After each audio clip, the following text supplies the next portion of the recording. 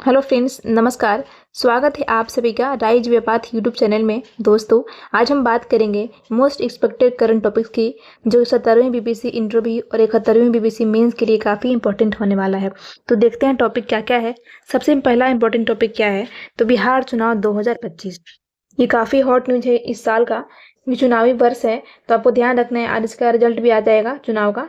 तो प्रमुख मुद्दे क्या चुनाव में रहे, सभी पार्टियों को कितनी कितनी सीटें मिली, नया पार्टी जो जन स्वराज अभी बिहार में आया है उसका क्या प्रभाव रहा पूरा चुनाव में, महिला प्रत्याशी कहाँ कहाँ से खड़ी हुई, कहाँ से महिला प्रत्याशी जीती हैं, अधिक वोट किसको दिया गया, अधिक वोट का कारण क्या रहा, ये सब आपको बताना है।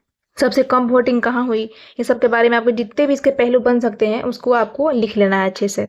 अब देखते हैं नेक्स्ट टॉपिक, G20 का बहिष्कार। काफी न्यूज में भी चल रहा है कि अमेरिका द्वारा G20 बैठक का बहिष्कार कर दिया गया है। तो क्यों किया गया है, इसका क्या प्रभाव पड़ेगा, क्या मुद्दा है, इसका वैश्विक स्तर पर कैसा इसका इफेक्ट आएगा, ये सब देखना है। अब सबसे इम्पोर्टेंट टॉपिक क्या है, तो नेपाल में जेनजी क्रांति। तो जेनजी होता क्या है, उसका ये आंदोलन इतना चर्चा में क्यों है, तो जेनजी बेसिकली जनरेशन गेमिंग इसका फुल फॉर्म होता है, और जिनका जन्म 1997 से लेकर 2012 के बीच में होता है वो जेनजी कहलाते हैं। तो इसका वैश्विक स्तर पर क्या प्रभाव पड़ सकता है, इसका पॉजिटिव इसका नेगेटिव पहलू को आपको ध्यान से देख लेना है। अब नेक्स्ट है आपका 106 संविधान संशोधन। ये आज भी बहुत इंपॉर्टेंट है। महिला आरक्षण की बात करता है, लोकसभा राज्यसभा यानी संसद में महिला के लिए आपका आरक्षण की बात करता है। तो इसमें क्या क्या चेंजेस आएंगे, निर्णय महिलाओं की भागीदारी होगी तो किस तरह से बदलाव देखे जा सकते हैं, ये इस पे आपको क्वेश्चन बनाए जा सकते हैं। अब देखते हैं यूएसए का टैरिफ वार जो भी चल रहा है वैश्विक स्तर पे, काफी महत्वपूर्ण मुद्दा है। वैश्विक इसका प्रभाव क्या पड़ेगा, भारत पर क्या प्रभाव पड़ेगा, और भारत अमेरिका के संबंधों पर क्या प्रभाव पड़ेगा, और किस देश पे कितना % टैरिफ लगाया गया अमेरिका द्वारा, इसको भी आपको ध्यान रखना है। नेक्स्ट है एआई का बढ़ता प्रभाव। एक काफी एक तरह से चैलेंजिंग टॉपिक है, क्योंकि एआई अच्छा भी है और खतरा भी है। इसके पॉजिटिव नेगेटिव पॉइंट को देखना है। वर्तमान पीढ़ी को कैसे प्रभावित कर रहा है एआई। अब गूगल एआई है, जेमिनी है, चैट जीपीटी है, इसका यूज कहाँ कहाँ हो रहा है, इसके बारे में देखना है। नेक्स्ट टॉपिक है लाल किला ब्लास्ट। तो इससे आपका आतंकवाद का मुद्दा एक्टिव हो जाएगा। तो क्या ये कहीं कहीं भारतीय सुरक्षा पे प्रश्न चिन्ह खड़ा कर रहा है। क्वेश्चन आपसे ये पूछा जा सकता है कि भारत में इतना सुरक्षा पे खर्च होता है, उसके बावजूद भी इतनी सारी गतिविधियां कैसे हो रही हैं, इसको आप कैसे देखते हैं। इसकी हर आयाम को आपको तैयार करना होगा कि क्या आप जवाब में बोलेंगे। नेक्स्ट है आपका पहलगाम अटैक और ऑपरेशन सिंदूर। काफी चर्चा में रहा था उस टाइम, कब हुआ, भारत के द्वारा क्या क्या कार्रवाई किया गया, पाकिस्तान के किन क्षेत्रों में भारत द्वारा हमला किया गया था, जवाबी कार्रवाई, उसको भी ध्यान रखना है। अब देखते हैं रशिया यूक्रेन वार। तो काफी दिन से चल रहा है ये, और इसका वैश्विक स्तर पर क्या प्रभाव पड़ा है अभी तक, और भारत पर क्या प्रभाव पड़ा, क्या महंगाई में वृद्धि हुई, क्या खदान संकट हुआ, ये सब आपको देखना है। ध्यान से अच्छे से इसको तैयार करना है। इसके हर एक पहलू को जो आज तक कितने सालों से चल रहा है उसके बारे में ध्यान से देखना है। अब इजराइल हमास वार। तो युद्ध विराम की स्थिति अभी देखने को मिल रहा है, जिसका वैश्विक स्तर पर कैसे आप देख सकते हैं, क्या युद्ध विराम होना सही है, आपकी राय क्या इस पे, उस पर आपके क्वेश्चन पूछे जा सकते हैं। अब भारत चाइना काफी चर्चा में हमेशा रहता है।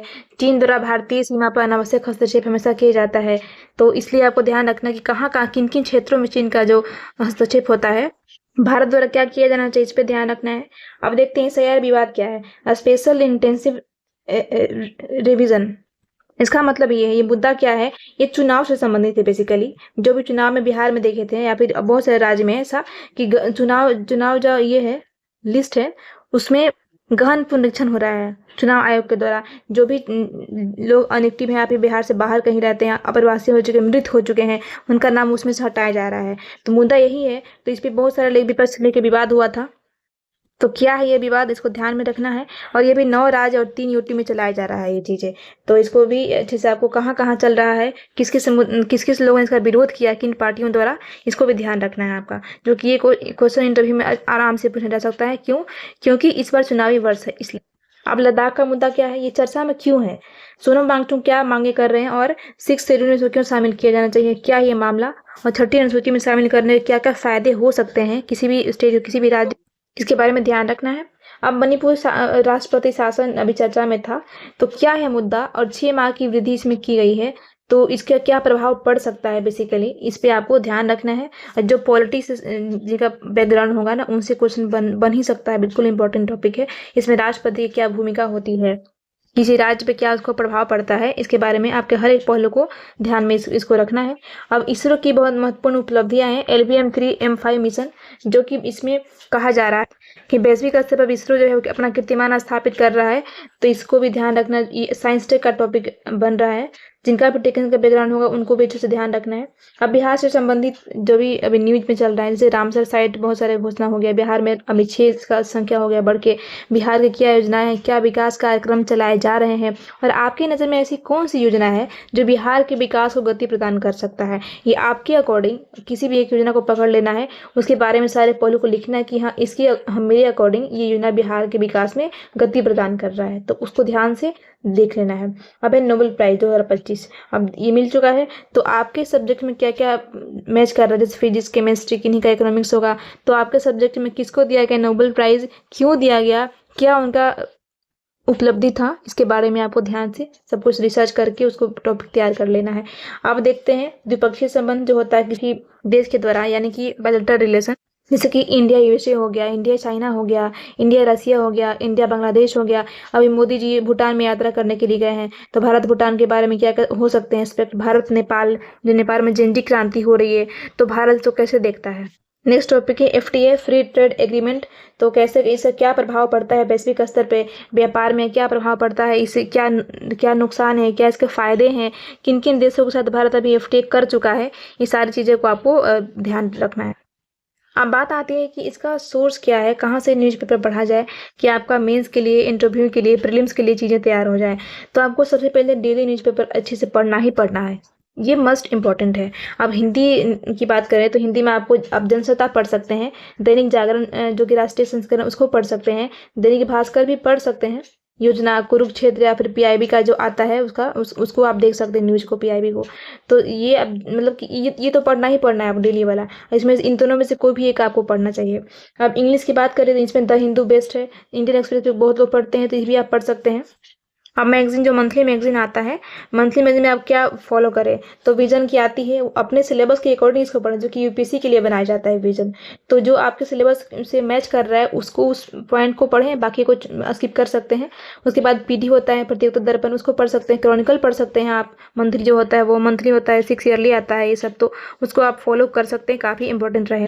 तो मेरे अनुसार इतने टॉपिक इंपॉर्टेंट थे, आपके अकॉर्डिंग जो भी आपको लगे उसमें आप ऐड ऑन कर सकते हैं कि हाँ और टॉपिक इंपॉर्टेंट हो सकता है आपके सब्जेक्ट के अकॉर्डिंग, तो उसको भी आप अभी कर सकते हैं। अभी से लेके इंटरव्यू लगभग दिसंबर के लास्ट या जनवरी में इंटरव्यू शुरू होने वाला है, तो अभी से लेके और दिसंबर जनवरी तक जो भी इंटरव्यू जब तक चले तब तक आपको डेली न्यूज़पेपर को अच्छे से पढ़ना है। उसका बचाव तो उसका आपको पॉइंट भी नोट करना है कि क्या क्या न्यूज में अभी चल रहा है, जो कि जो इंटरव्यू में होता है कि लास्ट की घटनाओं से ज़्यादा क्वेश्चन पूछे जाते हैं। इवन आपका इंटरव्यू जिस दिन होगा ना, उस दिन का जो पेपर में क्वेश्चन जो दिया रहता है पेपर, उस दिन से क्वेश्चन आपको पूछ लिए जाते हैं, तो आपको पेपर पढ़ के इंटरव्यू में हॉल में आपको जाना है।